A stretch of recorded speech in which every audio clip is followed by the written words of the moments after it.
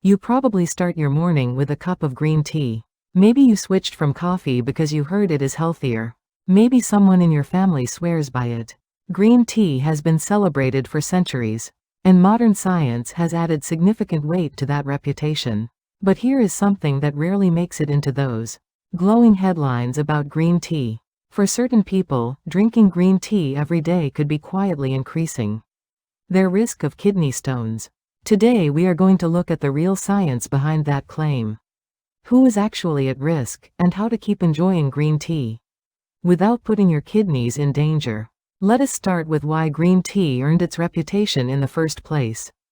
Green tea is rich in catechins, a group of antioxidant compounds.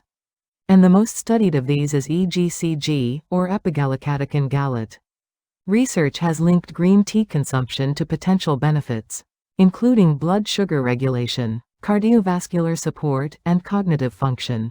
It also contains an amino acid called theanine, which appears to promote calm, alertness, and caffeine in lower amounts than coffee. So the case for green tea is genuinely strong. The issue is not whether green tea has benefits. It clearly does for many people.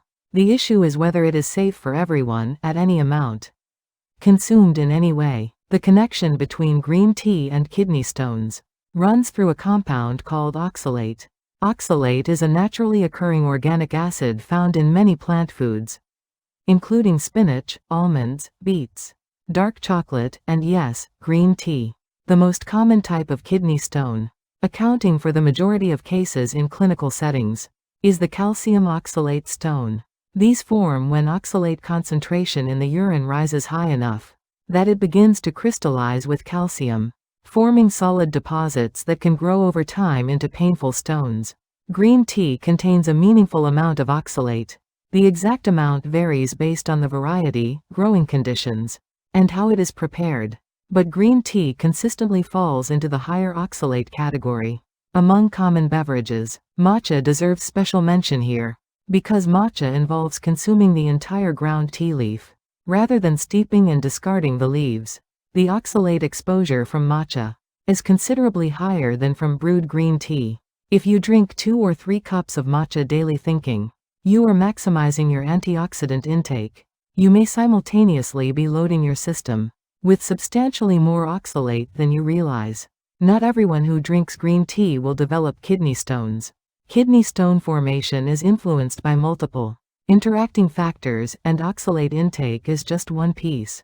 However, certain individuals face meaningfully higher risk, and for them, daily green tea consumption without proper precautions deserves serious reconsideration. The first group is people who have already had a calcium oxalate kidney stone. Recurrence rates for kidney stones are significant, and dietary oxalate is one of the factors physicians address when working to prevent recurrence. If you have passed a stone before, your urologist or nephrologist should be guiding your dietary choices, and green tea consumption should be part of that conversation. The second group includes people with digestive conditions affecting the small intestine, such as Crohn's disease, or those who have had bowel surgery. In a healthy gut, dietary calcium binds to oxalate in the intestine, forming insoluble calcium oxalate that is then excreted in stool. When the small intestine is compromised, this process breaks down, and a much higher proportion of dietary oxalate is absorbed into the bloodstream and filtered through the kidneys. The third group is people who are chronically underhydrated. When urine becomes concentrated, all crystallization risks increase, including the risk that oxalate and calcium will reach the threshold where stone formation begins. If you are substituting green tea for water, rather than drinking it in addition to adequate water, the diuretic effect of caffeine can compound dehydration, raising urine concentration rather than diluting it. The fourth group is people eating a low-calcium diet. This seems counterintuitive since calcium is literally in the name of the most common stone type. However, adequate dietary calcium actually protects against calcium oxalate stones, because calcium consumed with meals binds oxalate in the intestine before it can be absorbed. People who reduce dairy or other calcium-rich foods significantly may inadvertently allow more oxalate to reach the kidneys. Note that calcium supplements taken between meals behave differently and may increase risk rather than reduce it, so always take calcium supplements with food. The fifth group includes people taking high-dose vitamin C supplements. Vitamin C metabolizes into oxalate in the body at doses well above the recommended daily intake. The contribution to urinary oxalate can become clinically significant. Combining very high-dose vitamin C with regular high oxalate foods, including green tea, is a pattern worth discussing with your doctor.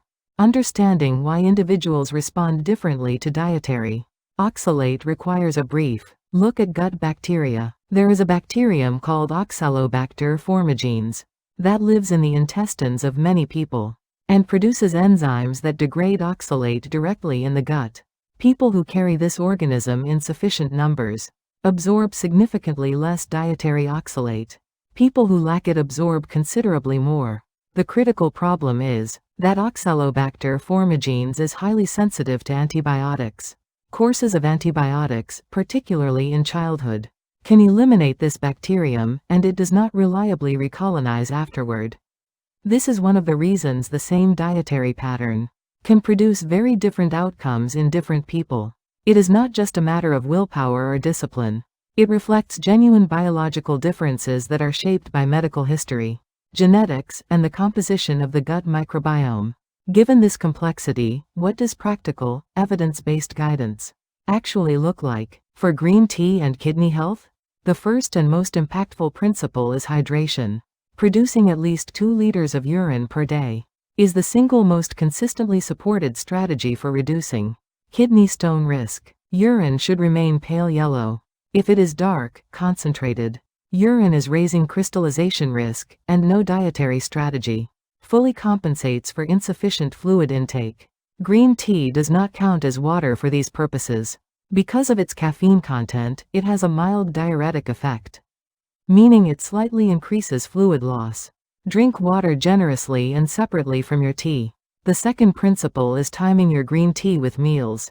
Consuming green tea with or shortly after meals allows the tea's oxalate to encounter calcium from food in the intestine, where binding can occur before absorption takes place. Drinking green tea on an empty stomach denies this protective interaction and sends more oxalate directly into the bloodstream. The third principle involves preparation method. Higher water temperature and longer steeping times extract more oxalate from tea leaves. Brewing at around 70 to 80 degrees Celsius for 2 to 3 minutes extracts the catechins you want while limiting excessive oxalate extraction. Boiling water steeped for 5 or more minutes is an unnecessary risk. Cold brewing, which involves steeping tea leaves in cool water in the refrigerator for 4 to 8 hours, consistently produces lower oxalate content while preserving a good proportion of the beneficial catechins. It also produces a smoother, less astringent flavor that many people find more enjoyable. The fourth principle is quantity. For healthy adults without risk factors, 2 to 4 cups of brewed green tea per day falls within a reasonable range according to most guidance. For people with any of the risk factors described earlier, limiting intake to 1 to 2 cups per day and shifting toward cold brewed versions is a reasonable precautionary step. For matcha specifically, given its substantially higher oxalate content, 1 cup per day is a more conservative limit and high risk. Individuals should discuss matcha consumption with their physician. The fifth principle involves dietary balance. Citrate is a compound that actively inhibits calcium oxalate crystal formation in urine. It works by binding calcium, reducing the amount available to combine with oxalate. Foods rich in citric acid, particularly lemons and other citrus fruits, raise urinary citrate levels. Drinking water with fresh lemon juice is a commonly recommended strategy. For people with a history of calcium oxalate stones, a half lemon squeezed into a large glass of water each morning is a simple habit with meaningful protective potential. Green tea also interacts with several medications in ways that matter. If you take warfarin or other anticoagulants, the vitamin K content of green tea can affect how well the medication works. If you take iron supplements, the catechins in green tea bind iron and substantially reduce its absorption. A gap of at least 2 hours between green tea and iron supplementation is recommended. If you take thyroid medications or certain other drugs, always ask your pharmacist whether green tea is likely to interfere. Green tea extract supplements deserve a specific warning. Concentrated green tea extract in capsule form delivers far higher doses of catechins and other compounds than brewed tea. Cases of liver injury associated with high-dose green tea extract supplements have been documented, and regulatory bodies in multiple countries have issued cautions. These supplements also concentrate oxalate.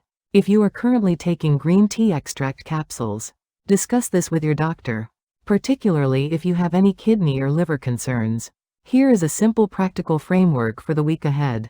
On the first day, track everything you drink and estimate whether your daily water intake reaches 1.5 to 2 liters independent of caffeinated beverages. On the second day, shift any green tea you normally drink on an empty stomach to after meals. On the third day, try preparing your afternoon tea using the cold brew method. On the fourth day, add half a lemon to a large glass of water each morning. On the fifth day, review whether you eat enough calcium-rich food at meals, such as dairy, tofu, or leafy greens, and add 1 serving if you are falling short. On the sixth day, check whether you take any supplements that interact with green tea, particularly iron or high-dose vitamin C, and adjust the timing.